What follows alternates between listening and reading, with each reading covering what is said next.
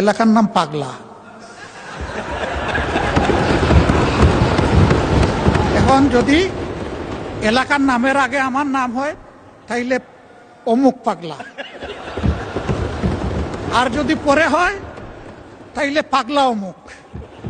আমি মাননীয় প্রধানমন্ত্রীকে অভিনন্দন জানাই আরেকবার। তার সফরের পরে অভিনন্দন জানিয়েছিলাম, আরেকবার অভিনন্দন জানাই।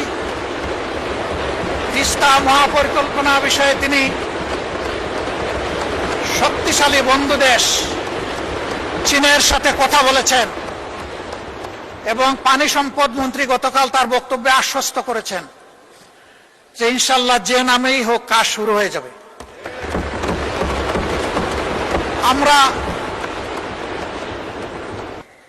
আমি সিলেটের মানুষ, চাকরি করেছি সুনামগঞ্জ, আমার বাড়ি মৌলভীবাজার, বিয়ে করেছি সিলেট জেলায়। 3টা জেলা আমার খাবার হয়েছে। তো সুনামগঞ্জে একটা শিক্ষা প্রতিষ্ঠান স্থানীয় লোকেরা গড়ে তুললেন তাদের নিজের অর্থে এবং পরিশ্রমে। ভালো মানসম্মত একটা কলেজ, কিন্তু এমপিওভুক্ত হয় না। এটা 96-2001 সালের সরকারের সময়। কোন সরকার ছিল এটা বুঝতেই পারছেন। তো মন্ত্রী মহোদয় এলাকার যিনি ছিলেন তার একজন ঘনিষ্ঠ লোককে এলাকার লোকেরা ধরলো যে আমাদের এটা একটু আপনি করে দেন। সে যখন গিয়ে বলল, তো উনি বললো ঠিক আছে করে দিব, এখানে আমার নাম থাকবে কিনা। ওই যে তাদের সাথে আলাপ করে দেখি লিডার, আর সে আলাপ করছে, লোকেরা খুব মন খারাপ করছে যে সব কিছু আমরা করলাম, ওনার নামে এখন কলেজ দিয়ে দিব, এটা কোন ধরনের ইনসাফ। তো তারা মন খারাপ করে পাকিস্তান আমলের এক সরপঞ্চের কাছে গেছে। তখন তো আর মেম্বার ছিল না, সরপঞ্চ ছিল। এই বৃদ্ধ লোকের কাছে গিয়ে বলছে যে ঠেকলে নাকি বৃদ্ধের কাছে আসতে হয়, আপনি একটু বুদ্ধি দেন, কি করব। আমাদের যুবকরা শুনে তো খেপে গেছে, বলে যে সারা জীবন আমাদের এমপিভুক্তি হওয়ার দরকার নেই, আমরা এইভাবেই চলব।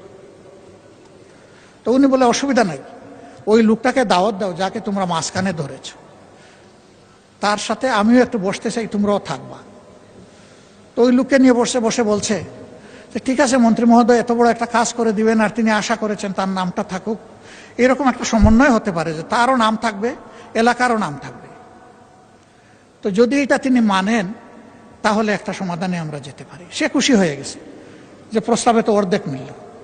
সে গিয়া যখন মন্ত্রীকে বলছে, মন্ত্রী তার গাড়ে ঠাস করে একটা চপ পড়ে বসাই দিচ্ছে। সে তো অবাক হয়ে গেল যে ভালো একটা প্রস্তাব নিয়ে আসলাম, উনি আমারে চোট দিলেন কেন।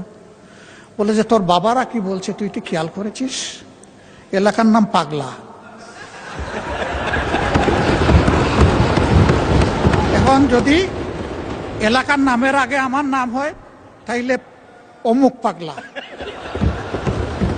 আর যদি পরে হয় তাইলে পাগলা অমুক। যা কিছুই লাগবে না, ওরা তোরে জুতার বাড়ি দিয়েছে, আমি এর বিনিময়ে এমপিওভুক্ত করে দেব। আমি অনুরোধ করব আমরা যেন নামের পিছনে না দৌড়াই, আমরা যেন কাম নিয়ে পড়ে থাকি। ধন্যবাদ মাননীয় স্পিকার। কোনো ভুল হলে আমাকে ক্ষমা করবেন।